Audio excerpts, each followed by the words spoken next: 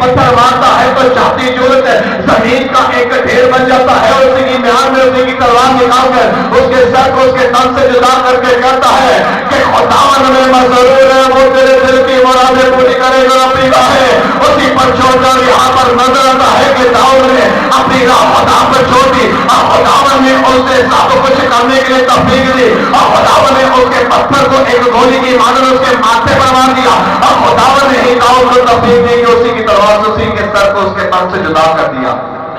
کیونکہ داؤد خدا میں مسرور تھا، اور جب خدا میں وہ مسرور تھا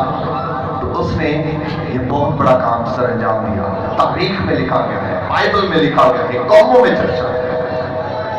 اور سفنیہ کی کتاب دیکھیں تو سفنیہ فرماتا ہے، سفنیہ 3 باب اس کی 17 آیت میں لکھا ہے، خداوند تیرا خدا جو تجھ میں ہے قادر ہے۔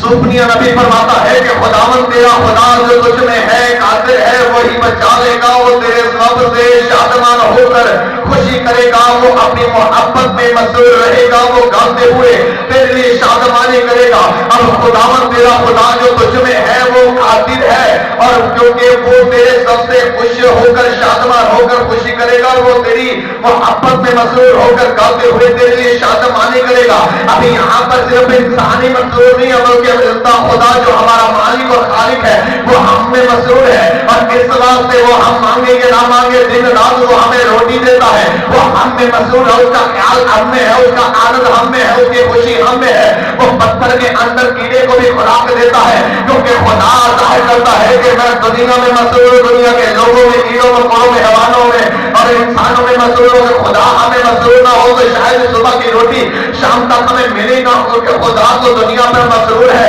اور خدا دنیا میں ہر ایک کو وقت اس کے خوراک کو مہیا کرتا ہے، کیونکہ خدا کو ہم میں آنند ہے۔ اور خدا کا بندہ سفنیہ کہتا ہے کہ خداوند تیرا خدا جو تجھ میں ہے وہ قادر ہے، جو تجھ میں ہے، کیونکہ وہ تیرے اندر سے تمام باتوں کو دیکھتا اور تجھے دیکھتا میرے اور تجھے اپنے دھیان میں رکھتا ہے، کیونکہ خدا جو ہے وہ تجھ میں مسرور ہے، اور تجھ میں مسرور ہو کر وہ تیرے لیے گاتے ہوئے شادمانی کرے گا۔ یہاں پر ہم تمام تالیاں بجا کر ساز بجا کر ہم بلند آواز سے اپنے خدا کی تعریف میں گاتے ہیں، لیکن بائبل کا یہ بیانیہ بیان کرتا ہے کہ خدا جو ہے وہ بھی تعریف کرتا ہے، وہ بھی گاتا ہے، اور وہ ہمارے لیے گاتا ہے، وہ ہماری تعریف کرتا ہے۔ وہ کہتا ہے کہ زمین پر دیکھ میرا بندہ بادر، زمین پر دیکھ میرا بندہ شیران، زمین پر دیکھ میری بندیاں، میری بیٹے اور بیٹیاں کیسے خدا کے گھر میں موجود ہیں۔ اگرچہ شادیاں تھی، اگرچہ پروگرام انہوں نے ٹائم نکالا، وقت نکالا، اور میرے گھر میں آ کر انہوں نے میری عبادت کی، اور وہ کہتا ہے کہ تیرے سب سے شادمان ہو کر وہ بھی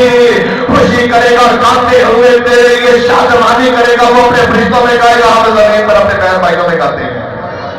اور یہ تسلسل ہے، ہم اس میں مسرور ہیں، وہ ہم میں مسرور ہے۔ ہم اس میں مسرور ہوتے ہیں، وہ ہمیں برکتیں دیتا ہے، وہ ہم میں مسرور ہوتا ہے تو ہمیں